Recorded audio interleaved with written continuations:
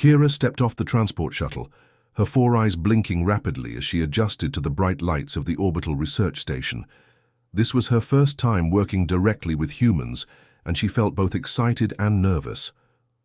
The Nexari. Council had chosen her specifically for this assignment because of her curiosity about other species. "You must be Kira," said a cheerful voice behind her. She turned to see a young human male with dark hair and friendly eyes. "I'm Jaiho, your research partner for the next 6 months." Kira nodded politely, still getting used to how humans moved so casually. Her own species was always alert, always thinking, always moving with purpose. But Jaiho seemed relaxed in a way that puzzled her. They spent the day going through research protocols and getting to know each other's work styles. Jaiho was intelligent and kind, explaining human customs patiently when Kira asked questions. As the station's artificial day cycle began to dim, Kira noticed Jaiho starting to act strangely. He kept rubbing his eyes and yawning, making odd sounds with his mouth. "Are you feeling sick?" she asked, concerned. "No, just getting tired," Jaiho replied, stretching his arms above his head. "It's been a long day. I think I'll head to bed soon." Kira didn't understand what he meant by bed, but followed him to his quarters. She watched in confusion as Jaiho changed into different clothes and brushed his teeth. Then he walked over to a large, soft platform covered in fabric and simply lay down on it. "What are you doing?" Kira asked, tilting her head. "Going to sleep," Jaiho mumbled, pulling a blanket over himself. "See you in the morning." Within minutes, something terrifying happened.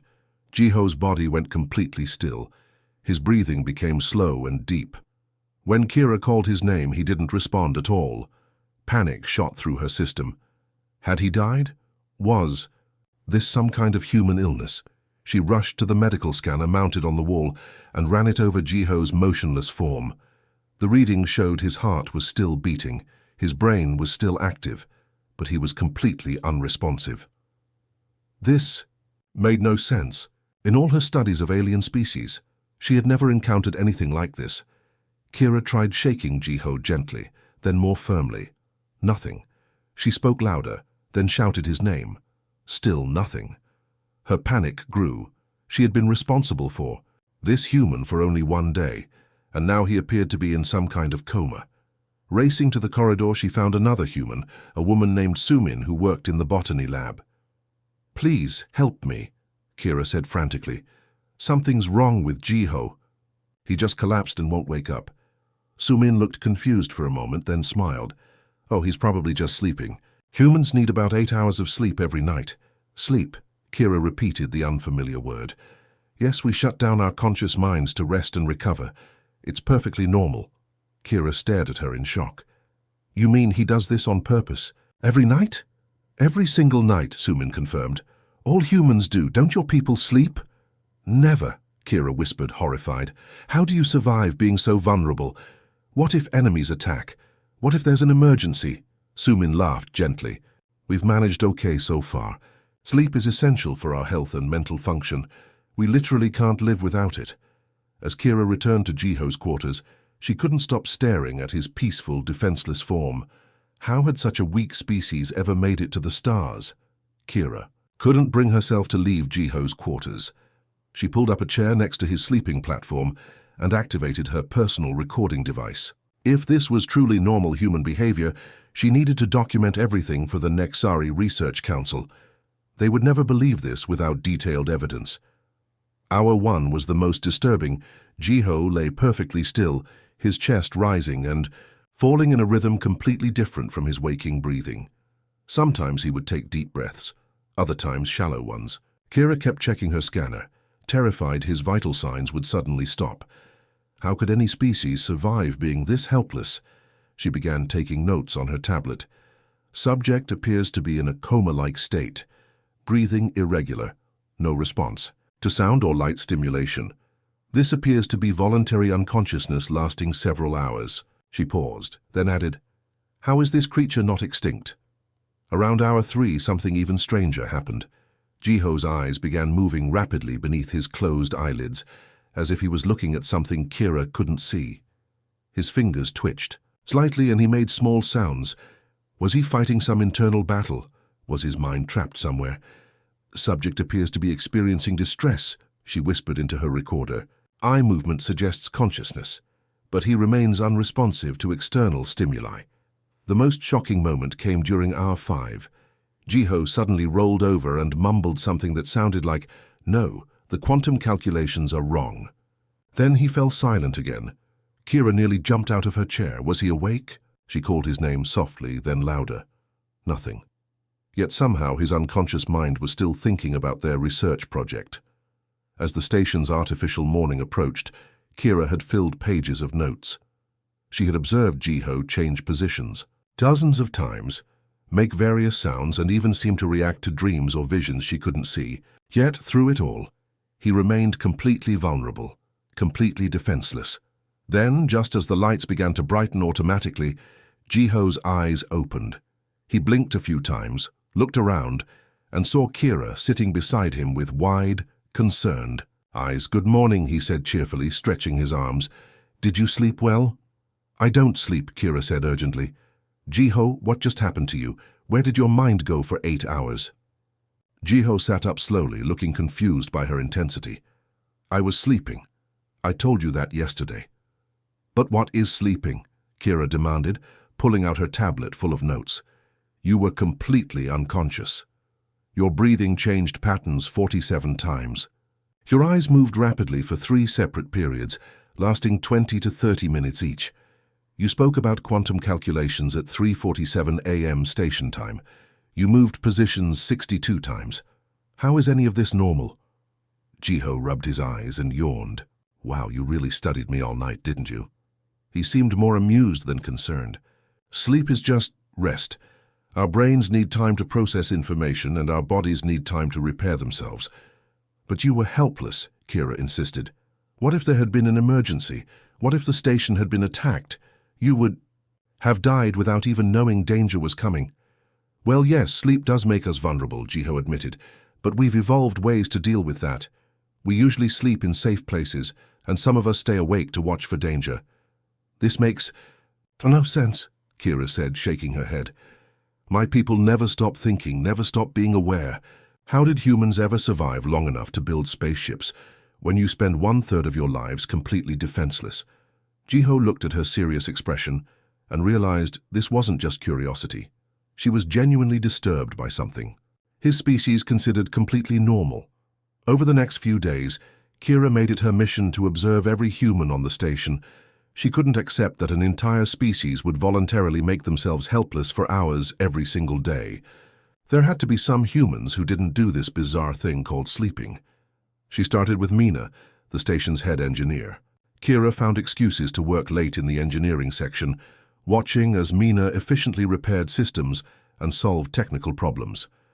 But as the artificial night cycle approached, Mina began showing the same strange signs as Jiho.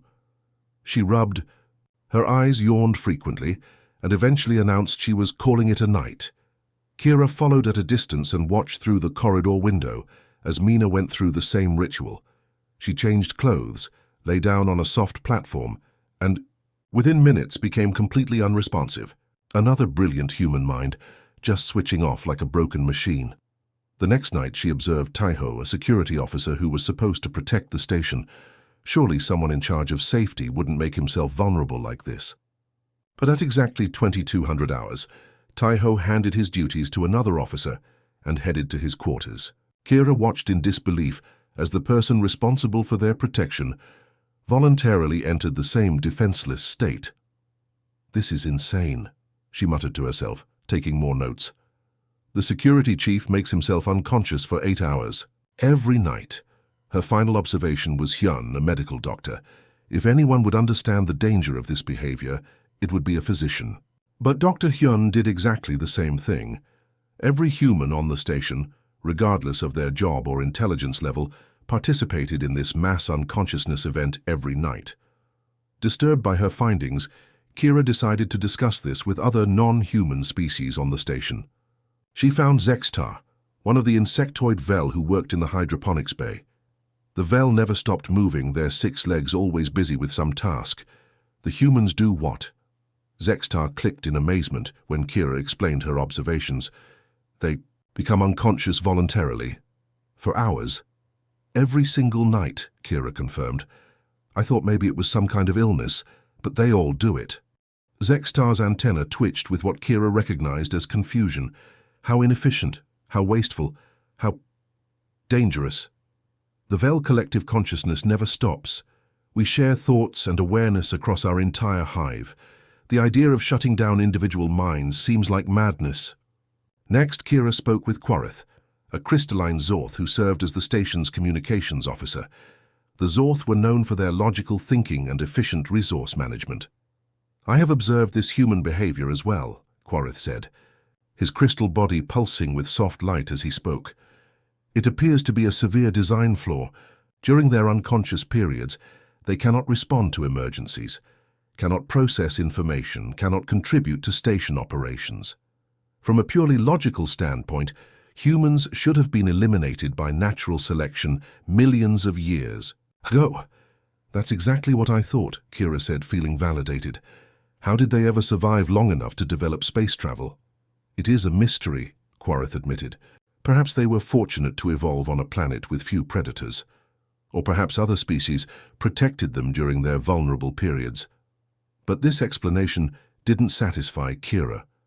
She had studied human history and knew they had faced countless predators, wars, and natural disasters.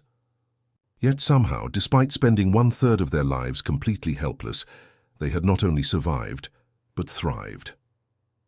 That evening, she watched the human night shift begin. Only a handful of humans stayed awake to monitor critical systems while the majority entered their mysterious sleep state. It seemed like such a risky way to run a space station. There has to be something I'm missing, Kira thought, as she observed the sleeping humans through her scanner. No species could be this successful while being this vulnerable. There must be some hidden advantage to this behavior that I don't understand yet. After watching every human on the station voluntarily make themselves helpless night after night, Kira came to a conclusion that seemed obvious to her logical mind. The humans didn't realize how dangerous their sleeping habit was. They had been doing it for so long that they thought it was normal, but clearly it was holding them back from reaching their full potential. She decided to help Jiho overcome this weakness. If she could prove that humans could function without sleep, maybe she could save the entire species from this evolutionary flaw. Her plan was simple. She would keep Jiho awake and alert, showing him how much more he could accomplish without wasting 8 hours every day being unconscious. She started small, bringing him extra coffee from the station's cafeteria when he showed signs of tiredness. "You don't need to sleep tonight," she told him cheerfully as he started yawning during their evening research session. "Look how much work we still have to do. I brought you this human stimulant drink." Jiho looked at the coffee with tired eyes. "Thanks, but I really should get some rest. We can finish this tomorrow." "But why waste time being unconscious when you could be productive?" Kira insisted, pushing the coffee toward him. "My species never stops working. Think of how much more humans could achieve if you didn't sleep." Jiho reluctantly accepted the coffee, not wanting to hurt his alien partner's feelings. Kira was pleased. When he remained alert for several more hours, working on their quantum mechanics project with good focus, the next night she was ready with more coffee and energy drinks she had researched in the human database. When Jiho started showing signs of tiredness, she quickly provided stimulants and suggested they tackle a challenging new calculation.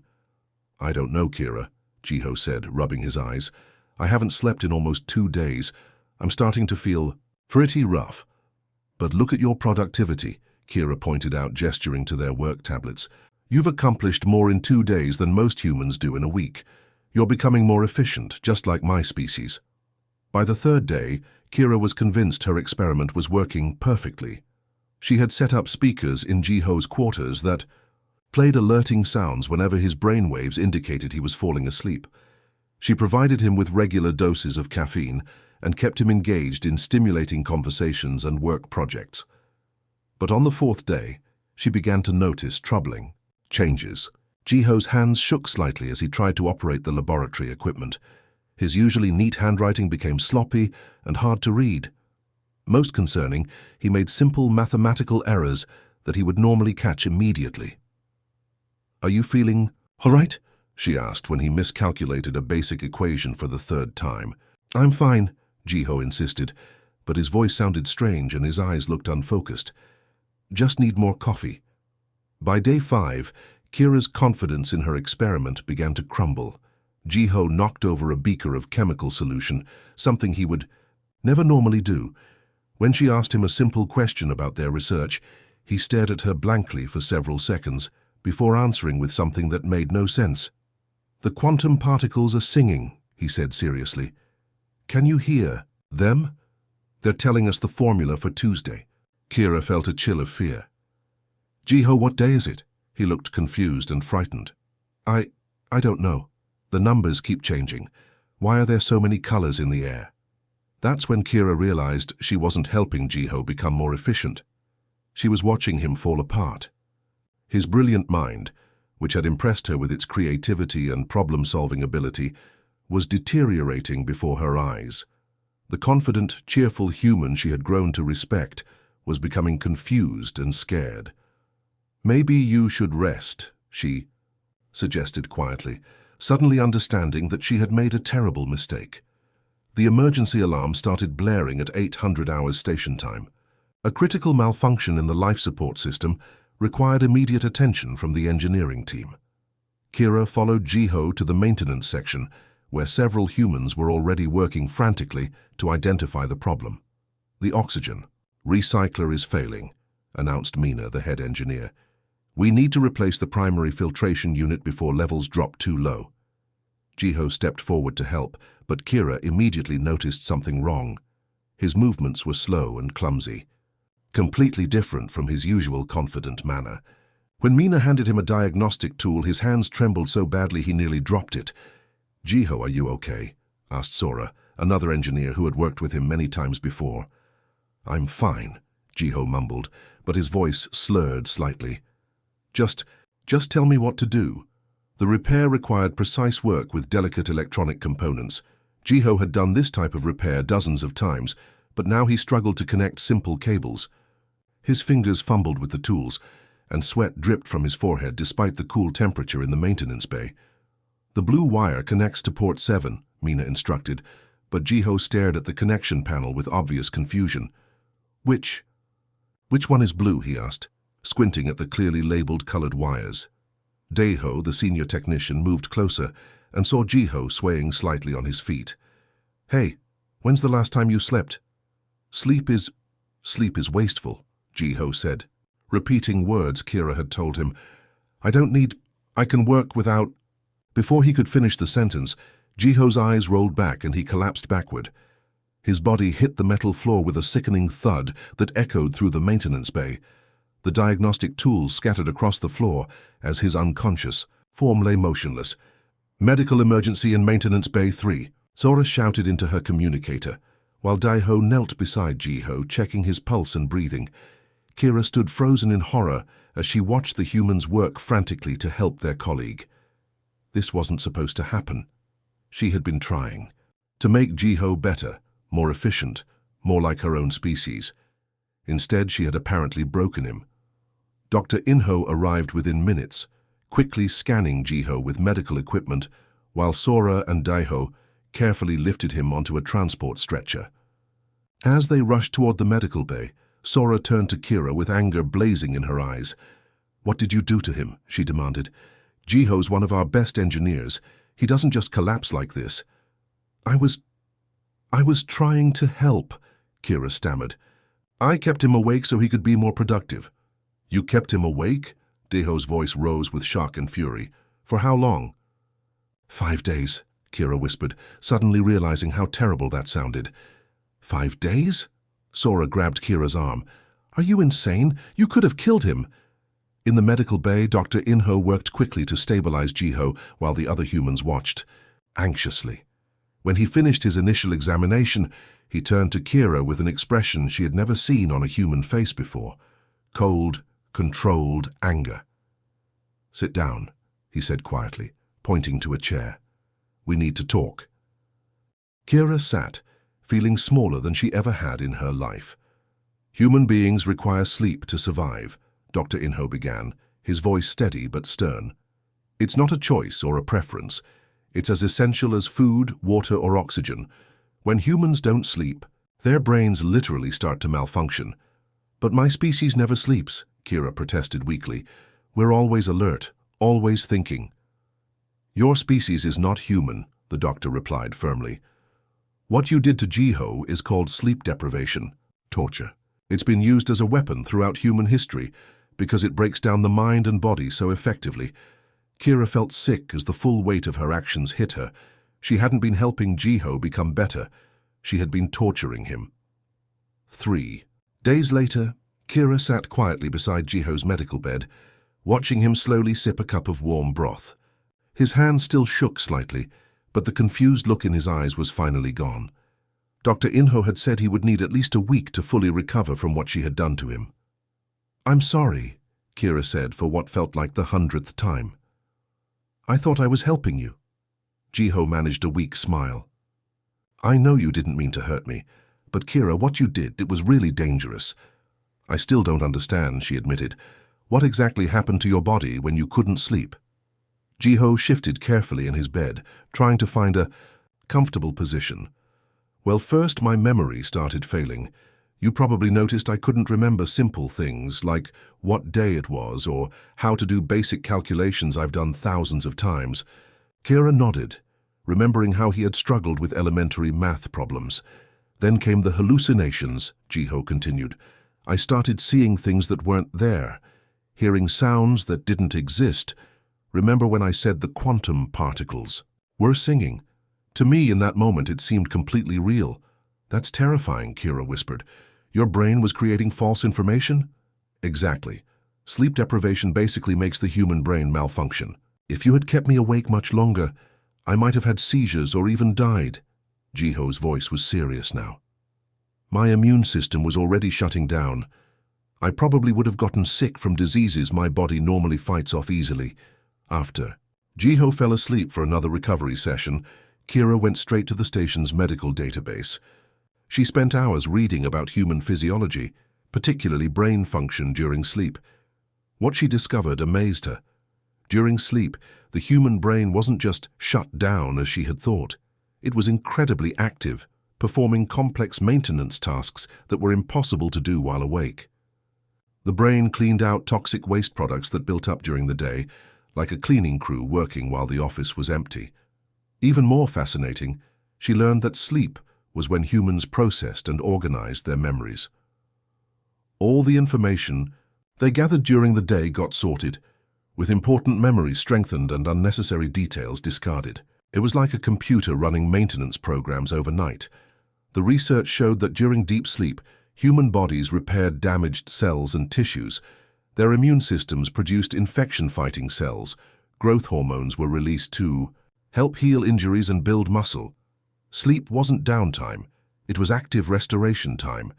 She found studies showing that humans who didn't get enough sleep had trouble learning new things, making decisions, and controlling their emotions. They got sick more often and took longer to heal from injuries. Their creativity and problem-solving abilities decreased significantly. It's not a weakness, Kira murmured to herself as she read page after page of research. It's maintenance, like how we maintain our spacecraft systems. The next day, when Jiho was awake and feeling stronger, Kira shared what she had learned. So when you sleep, your brain is actually working very hard to keep you healthy and smart, she said excitedly. It's like scheduled maintenance on a starship. Engine. That's actually a pretty good analogy, Jiho agreed. We can't run our engines constantly without maintenance, and we can't run our brains constantly without sleep. But why does it take so long? Kira asked. 8 hours seems like a lot of time for maintenance. Jiho thought about this. Well, think about how complex the human brain is. We have billions of neurons making trillions of connections. That's a lot of system maintenance to perform every night. Kira was beginning to understand that what she had seen as a fatal flaw was actually an elegant solution. Humans had evolved a way to perform essential maintenance while remaining relatively safe. They slept in groups, with some staying awake. To watch for danger, they built secure shelters. They developed technology to make their sleeping hours safer. Your species isn't weak, she said with growing admiration. You're incredibly sophisticated. 2 weeks after Jiho's recovery, disaster struck the station. Kira was in the research lab when emergency lights began flashing red throughout the corridors. The station's intercom crackled to life with an urgent announcement from Commander Hyun. All personnel to emergency stations. We have a catastrophic failure in the primary atmospheric processing system. The backup systems are failing one by one. We have approximately 18 hours of breathable air remaining. Kira rushed to the main engineering bay, where representatives from every species on the station had gathered. The massive atmospheric processor, which recycled air for the entire station, was displaying error messages across dozens of screens. The smell of burning electronics filled the air. Zextar, the Vel engineer, was already working frantically with his 6 arms moving, in perfect coordination. His species' hive mind allowed them to process multiple data streams simultaneously, making them excellent at routine maintenance and repairs. The primary filtration matrix has completely failed, Zextar clicked rapidly. Secondary systems are overloading, trying to compensate. The Vel Collective is analyzing all standard repair protocols, but none are applicable to this level of system failure. Quereth, the crystalline Zorth communications officer, pulsed with urgent light patterns as he interfaced directly with the station's computer systems. I am calculating all possible solutions based on existing technical manuals and specifications. Current probability of successful repair using standard methods, 12.7%. The human engineers arrived looking exhausted. Most of them had been working rotating shifts for the past week to handle various smaller system failures that had been plaguing the station. Their faces showed the strain of too little sleep and too much stress. Mina, the head human engineer, studied the readouts with tired eyes. We need to bypass the primary matrix entirely and reroute everything through the secondary filters, but the power requirements... She trailed off, rubbing her forehead. Jiho, still not fully recovered from his sleep deprivation ordeal, tried to focus on the technical diagrams, but kept losing his train of thought. Maybe we could... No, that won't work.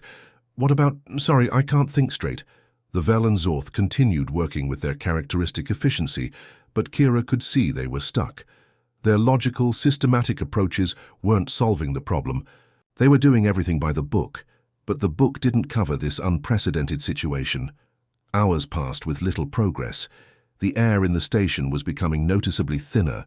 Some of the humans were starting to show signs of oxygen deprivation, shortness of breath, difficulty concentrating, and headaches. All human personnel need to get some rest, Dr. Inho announced firmly. You're not helping anyone by staying awake when you can barely think. We can't sleep now, Mina protested. The station might die while we're unconscious.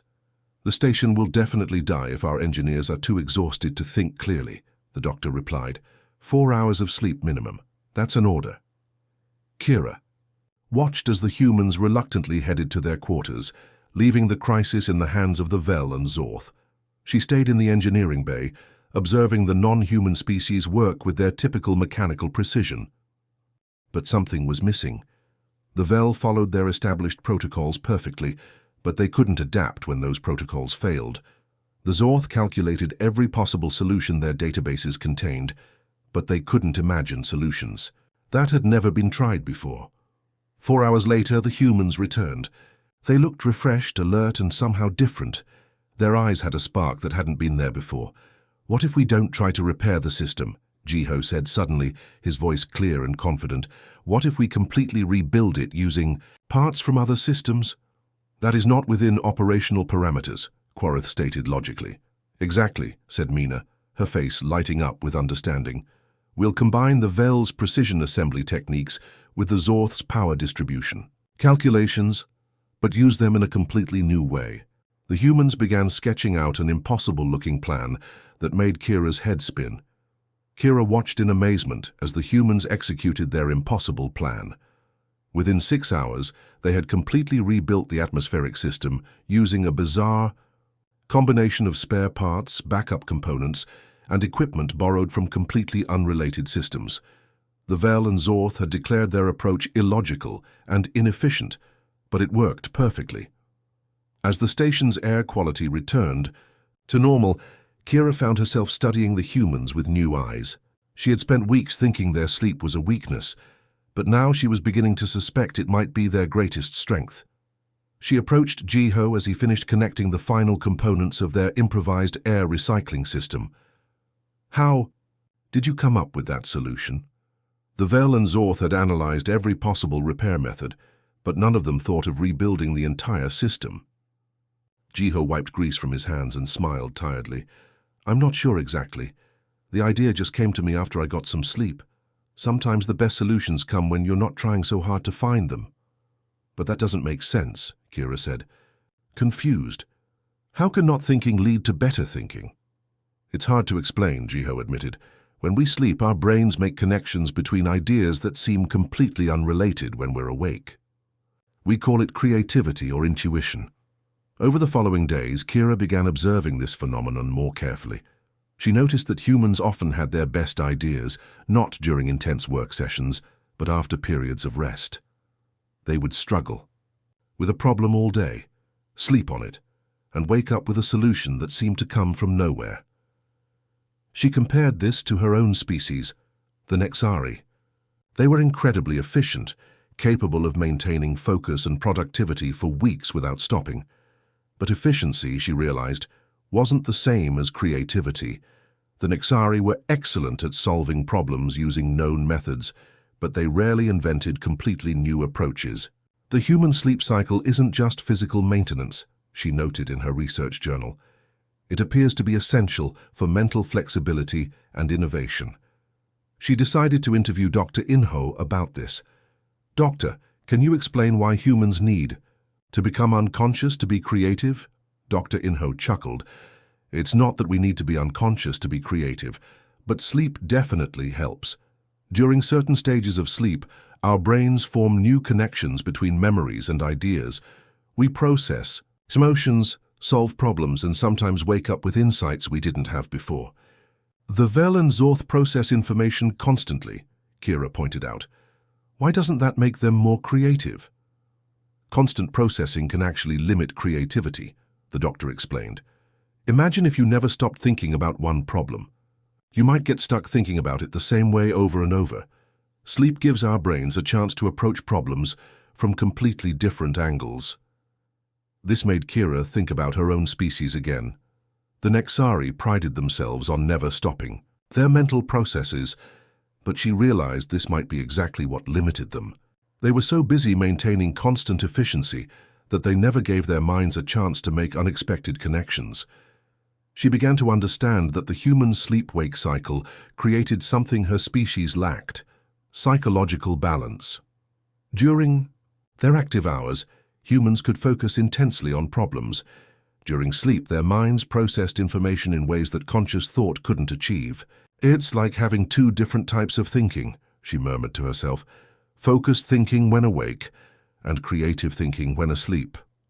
She also noticed that humans seemed better at handling stress and emotional challenges than other species on the station. When conflicts arose between different groups, humans often found diplomatic solutions that satisfied everyone. When facing setbacks, they recovered more quickly and maintained hope even in difficult situations. "Sleep helps us process emotions too," Mina explained when Kira asked about this. "We work through our feelings and fears during sleep. It helps us stay mentally healthy and maintain good relationships with others." Kira realized she had discovered something profound. What she had initially seen as a fatal weakness was actually a sophisticated evolutionary adaptation. Humans had developed a way to alternate between two completely different modes of thinking: focused efficiency and creative processing. "No wonder humans have been so successful," she thought. "They're not just efficient, they're adaptable." 6 months later, Kira sat in her quarters putting the finishing touches on what would become the most important research paper of her career. Her datapad was filled with months of observations, interviews, and analysis about human sleep patterns. But this wasn't just a study about rest. It was a revelation about what made humans so remarkably successful in the galaxy. She had titled her paper, "The Strategic Advantage of Voluntary Vulnerability: How Human Sleep Cycles Enable Superior Adaptation." An innovation. The title alone was causing excitement among xenobiologists across known space. Her research had revealed something that no other species had understood about humans. Every night, when humans closed their eyes and became defenseless, they weren't just resting. They were upgrading their mental capabilities in ways that gave them enormous advantages over species that never stopped thinking. The human willingness to enter extended periods of complete vulnerability, she wrote, demonstrates the ultimate evolutionary confidence. No species would develop such behavior unless the benefits far outweighed the risks. Kira had documented dozens of examples from her time on the station. When the atmospheric crisis hit, the constantly efficient Vel and logical Zorth had failed to find solutions because they could only think within established parameters. But the humans, after their rest periods, had invented an entirely new approach that saved everyone's lives.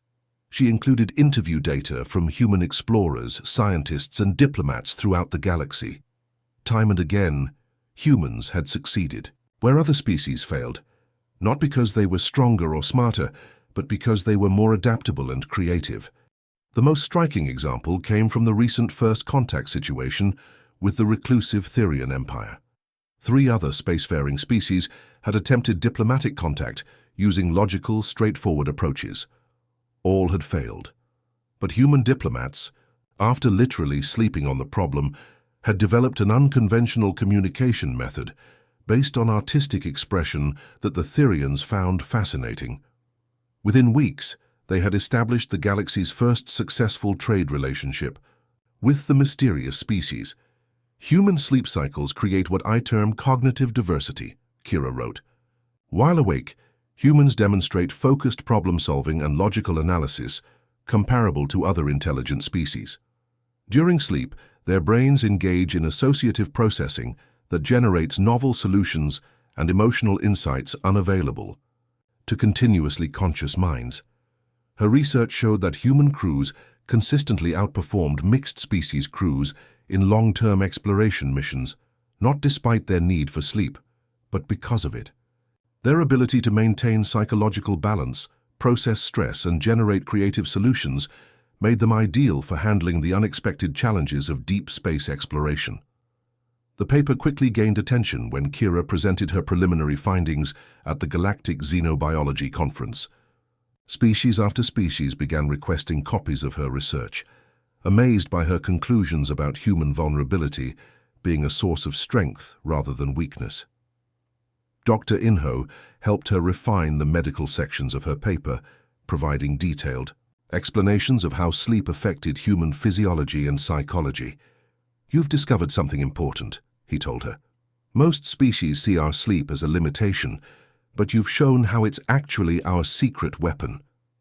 Jiho, now fully recovered and working more productively than ever, contributed technical analysis, showing how human innovation rates increased dramatically after proper rest periods. "I never realized how much my best ideas came after sleeping," he admitted. "I always thought I was just lucky with timing." The final section of Kira's paper addressed the broader implications for galactic civilization. She argued that humanity's unique cognitive flexibility made them natural mediators, explorers, and problem-solvers for challenges facing all species. Humans succeed not by being the strongest, fastest, or most logical species, she concluded, but by being the most adaptable. Their sleep-wake cycle represents the ultimate biological innovation, a species that voluntarily becomes vulnerable in order to become more capable.